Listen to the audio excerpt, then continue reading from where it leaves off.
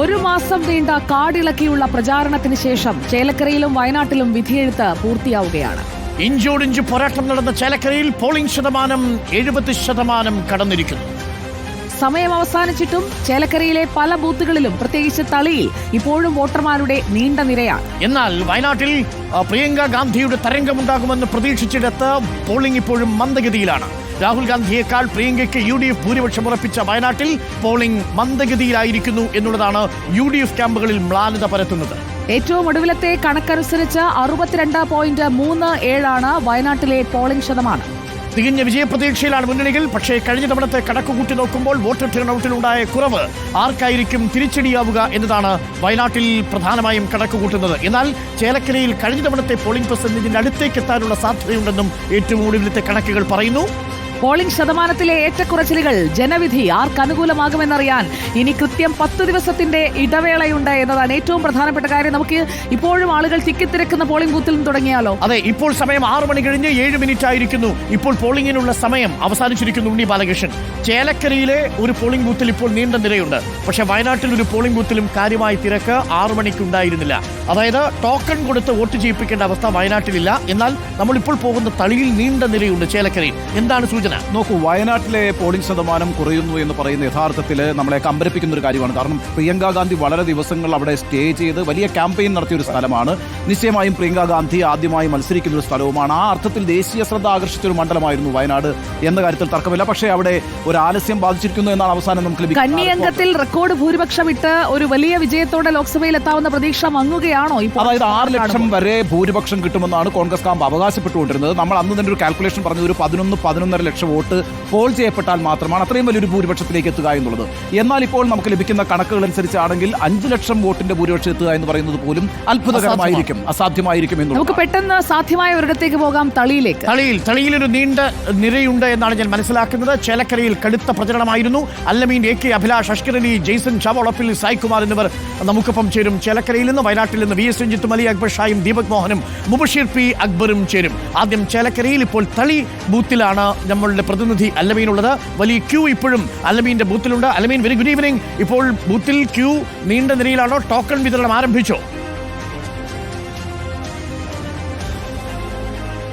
Arun, token വിതരണം പൂർത്തിയാക്കി നമ്മളുടെ ഗേറ്റും പൂട്ടിയിരിക്കുകയാണ്. ഇനി അകത്തേക്ക് ആർക്കും പ്രവേശനമില്ല. വോട്ട് ചെയ്ത ആളുകളെ പുറത്തേക്ക് ഇറക്കാൻ മാത്രമാണ് ഗേറ്റ് തുറക്കുന്നത്. 133 പേർക്കാണ് ഇപ്പോൾ ടോക്കൺ നൽകിയിരിക്കുന്നത്. അതിൽ 69 സ്ത്രീകളും 64 പുരുഷന്മാരുമുണ്ട്. പുരുഷന്മാർ അവിടെ ഉണ്ടായിരുന്ന മുഴുവൻ പേർക്ക് ടോക്കൺ നൽകാൻ പറ്റിയിട്ടുമില്ല. എന്നാലും അകത്തുള്ളവരെ അകത്ത് നിർത്തിയിരിക്കുകയാണ്. അവർക്ക് വോട്ട് ചെയ്യാനുള്ള അവസരമുണ്ട്. എഴുതി വെച്ച ടോക്കൺ തികയാതെ പോയൊരു സാഹചര്യം കൂടിയുണ്ട്. ഈ ബൂത്തിന്റെ പ്രത്യേകത, ഈ വരവൂർ പഞ്ചായത്തിലെ 12ാം വാർഡാണ് ഇതെന്ന് പറയുന്നത്. അവിടെ 1504 വോട്ടർമാരുള്ള ഒരു ബൂത്താണ്. ഈ 1504 വോട്ടർമാർക്ക് വേണ്ടിയുള്ള ക്രമീകരിച്ചിരിക്കുന്ന 7ാം നമ്പർ ബൂത്ത് തളിയിലെ കുടുംബാരോഗ്യ കേന്ദ്രത്തിലാണ്. അവിടെ സൗകര്യങ്ങളുടെ ഒരു പരിമിതിയാണ് ഇത്ര വലിയ ഒരു ക്യൂ ഇപ്പോഴും തുടരാൻ കാരണം. രാവിലെ മുതൽ തന്നെ ഈ ക്യൂ പ്രകടമാണ് എന്നുള്ളതാണ് ഇവിടെ സുരക്ഷയിലുണ്ടായിരുന്ന പോലീസുകാരും മറ്റ് ആളുകളുമൊക്കെ പറയുന്നത്. കഴിഞ്ഞ ലോക്സഭാ തെരഞ്ഞെടുപ്പിന് ഇവിടുത്തെ വോട്ടെടുപ്പ് പൂർത്തിയാകുന്നതിന് ഏതാണ്ട് 9 മണി സമയമായി എന്നുള്ളതാണ് പറയുന്നത്. ചേട്ടാ, ഗേറ്റിനകത്ത് സ്വകാര്യം പറഞ്ഞിരിക്കണം, എപ്പോഴെത്തിയത്?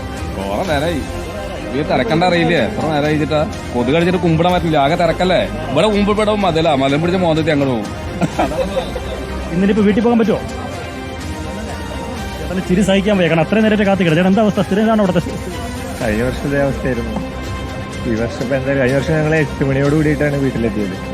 ഈ വർഷം ഇപ്പൊ എന്തായാലും 9 മണി കഴിയും. ചേട്ടൻ സംസാരിക്കുമ്പോൾ രാത്രി കഴിക്കാനുള്ള സാമ്പാറും ചോറൊക്കെ ഇങ്ങോട്ട് എത്തിക്കാന്ന് പറഞ്ഞു. അവസ്ഥ ഒരു ഉണ്ടായിരിക്കാം. ആരെങ്കിലും പറഞ്ഞാൽ മതി, ഞങ്ങൾ കഴിക്കാൻ തയ്യാറാ. അരുൺകുമാർ, നേരത്തെ നമ്മൾ സംസാരിച്ചപ്പോൾ ചേട്ടൻ പറഞ്ഞതാണ്, കാരണം ഇനി 9 മണിക്കും വീടെത്താൻ പറ്റുമെന്ന് തോന്നുന്നില്ല. വീട്ടിൽ നിന്ന് സാമ്പാറും ചോറൊക്കെ ഇവിടേക്ക് എത്തിക്കാം, പായും തലേനൊക്കെ ഇവിടേക്ക് എത്തിക്കാന്ന് വരെ പറയുന്ന സാഹചര്യം ഉണ്ടായിരുന്നു. കാരണം അത്ര ക്യൂ ഉണ്ട്. ഏതായാലും മണിക്കൂറുകൾ ഇനിയും എടുക്കുമെന്നുള്ളതാണ്. ഈ ചെറിയ മുറിയാണ് അരുൺകുമാർ, അതാണ് ഏറ്റവും വലിയ പ്രത്യേകത.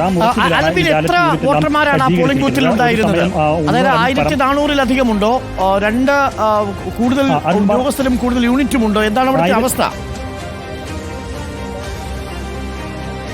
അരുൺകുമാർ 1504 വോട്ടർമാർ 1504 വോട്ടർമാരാണ് ഇവിടെ വോട്ട് രേഖപ്പെടുത്താനുള്ളത്. സ്വാഭാവികമായും അത്രയും ആളുകൾക്ക് 2 പോളിംഗ് ബൂത്ത് ക്രമീകരിക്കുക എന്നുള്ളതാണ് സാധാരണ നടപടിക്രമം. പഞ്ചായത്തൊക്കെ നേരത്തെ തന്നെ അത് ആവശ്യപ്പെട്ടിട്ടുണ്ട് എന്ന് നേരത്തെ സംസാരിച്ച ആളുകൾ പറയുന്നുണ്ട്. പക്ഷേ അങ്ങനെ ആവശ്യം ഉന്നയിച്ചെങ്കിലും ആ ആവശ്യം ആ അർത്ഥത്തിൽ പരിഗണിക്കപ്പെട്ടിട്ടില്ല എന്നുള്ളതിന്റെ ഉദാഹരണമാണ് ഇപ്പോൾ കാണുന്നത്. തൊട്ട് മുമ്പ് കഴിഞ്ഞ ലോക്സഭാ തെരഞ്ഞെടുപ്പിലും സമാനമായ സാഹചര്യം തന്നെയായിരുന്നു. ഒരു കുടുസ് മുറിക്കകത്താണ് ഈ ഉദ്യോഗസ്ഥരെല്ലാം ഇരിക്കുന്നത്. അവിടേക്കാണ് ഈ ആളുകൾ കയറി വരുന്നത്. സാധാരണ വിശാലമായ സൗകര്യമുള്ള മുറിയാണെങ്കിൽ ഒരേ സമയം 2-3 പേർക്ക് കയറി നടപടിക്രമങ്ങൾ പൂർത്തിയാക്കി വോട്ട് ചെയ്തിറങ്ങാം. ഇതിപ്പോൾ ഒരു സമയത്ത് ഒരാൾക്ക് മാത്രമേ വോട്ട് ചെയ്യാനാകൂ എന്നുള്ളതാണ്.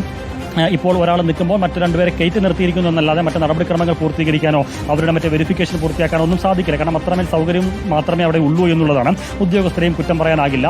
ഏതായിരുന്നാലും കഴിഞ്ഞ തവണ ഇവർക്ക് ഇത് ശീലമാണ്. മുൻ വർഷങ്ങളിലും സമാനമായ സാഹചര്യം തന്നെയാണ്. ഈ ക്യൂവിൽ നിൽക്കുന്നതിലധികവും സ്ത്രീകളാണ് എന്നുള്ളതാണ് ഏറെ പ്രധാനം. നമ്മൾ നേരത്തെ വരുമ്പോൾ ഇപ്പോൾ ഇവരെ എല്ലാം ഈ കോമ്പൗണ്ടിനകത്തേക്ക് നിർത്തിയിരിക്കുകയാണ്. നേരത്തെ നമ്മൾ കാണുമ്പോൾ ഈ റോഡിന് പുറത്തേക്ക് ഇതിന് മതിലിന് പുറത്ത് ഏതാണ്ട് അങ്ങറ്റം വരെ നീണ്ടു നിൽക്കുന്ന ക്യൂ ആയിരുന്നു. 2 ഭാഗത്തും ഇരുഭാഗത്തുമായി നിൽക്കുന്നുണ്ടായിരുന്നു. നട്ടുച്ചയ്ക്കും വൈകുന്നേരത്തേക്ക് നല്ല ചൂട് സമയത്ത് പോലും മുഖം പൊത്തി തലയിലൊക്കെ പലതും വെച്ച് മറച്ച് ചൂടിൽ നിന്ന് രക്ഷപ്പെട്ടൊക്കെ നിൽക്കുന്ന ആളുകളെ നമ്മൾ രാവിലെ കണ്ടിരുന്നു. ഇപ്പോൾ ഈ സമയമായപ്പോഴാണ് ഇവരെയൊക്കെ അകത്തേക്ക് മാറ്റി. നമുക്കത് കാണാം. താടിയിൽ ഈ വരവൂർ എന്നുള്ളത് ഒരു LDFന്റെ പഞ്ചായത്താണ്. വരവൂരിൽ 1167 വോട്ടുകളാണ് കഴിഞ്ഞ ലോക്സഭയിൽ രാധാകൃഷ്ണന് ഭൂരിപക്ഷം എന്ന് പറയുന്നത് വരവൂർ പഞ്ചായത്തിൽ മാത്രം. അതിനു മുമ്പ് 4113 വോട്ടിന്റെ ഭൂരിപക്ഷം ഉണ്ടായിരുന്ന വരവൂർ പഞ്ചായത്തിൽ വലിയ പോളിംഗ് ആണ്. കഴിഞ്ഞ തവണത്തിന് സമാനമായ പോളിംഗ് ആണെന്ന് പറയുമ്പോൾ ഏകദേശം കാര്യങ്ങൾ വോട്ട് ചെയ്യാൻ വേണ്ടി നിശ്ചയിച്ചുറപ്പിച്ച് വോട്ടർമാർ എത്തുന്നു എന്ന് പറയുമ്പോൾ ആ പ്രചരണത്തിന്റെ ചൂട് വോട്ടർമാരിലുണ്ട് എന്നർത്ഥം അല്ലേ അലമീൻ? അത് വരവൂരിൽ മാത്രമല്ല അരുൺകുമാർ, ചേലക്കരയിൽ നമ്മൾ രാവിലെ മുതൽ എല്ലായിടങ്ങളിലും കണ്ടൊരു കാഴ്ച അത് തന്നെയാണ്. ഈ പ്രചരണത്തിന്റെ 1 മാസം കാടിളക്കി അടിത്തറ ഇളക്കിക്കൊണ്ട് അടിത്തട്ട് ഇളക്കിക്കൊണ്ടുള്ള പ്രചരണമാണ് മുന്നണികൾ മുഴുവൻ നടത്തിയത്. അതിന്റെ ചൂടും ചൂരും ആവാഹിച്ച് വോട്ടർമാർ ഇപ്പോൾ പോളിംഗ് ബൂത്തിലേക്ക് എത്തിയിരിക്കുന്നു എന്നുള്ളതാണ് രാവിലെ മുതലുള്ള കാഴ്ച. ചില പോക്കറ്റുകളിൽ ഇതുപോലെ വലിയ രീതിയിലുള്ള ആൾക്കൂട്ടമുണ്ട്. അത് ഈ വരവൂർ എന്ന് പറയുന്നത് ഇടതു മുന്നണിക്ക് അത്രമേൽ സ്വാധീനമുള്ള മേഖലയാണ്. പഞ്ചായത്ത് ഭരണം വരവൂരിൽ ഇടതു മുന്നണിക്കാണ്. ആ അർത്ഥത്തിലുള്ള സ്വാധീനമുണ്ട്. മറ്റ് പലയിടങ്ങളിലും സമാനമായ രീതിയിൽ വലിയ രീതിയിലുള്ള നീണ്ട ക്യൂത്തോട്ട്. ഇതിന്റെ ഏതാണ്ട് 100 മീറ്റർ അപ്പുറത്ത് മറ്റൊരു സ്കൂളുണ്ട്. തളി ANM UP സ്കൂളാണ്. അവിടെ 3 പോളിംഗ് ബൂത്തുകളാണുള്ളത്. അവിടെ പക്ഷേ ഏതാണ്ട് ഒരു 4-5 മണിയോടുകൂടി തന്നെ അവിടെ ഏതാണ്ട് ഒഴിയുകയും അതിനു മുമ്പ് നമ്മളൊരു 3 മണിക്കൊക്കെ വരുമ്പോൾ വലിയ നീണ്ട നിരയുണ്ടായിരുന്നു 3 ബൂത്തുകളിലുമായിട്ട്.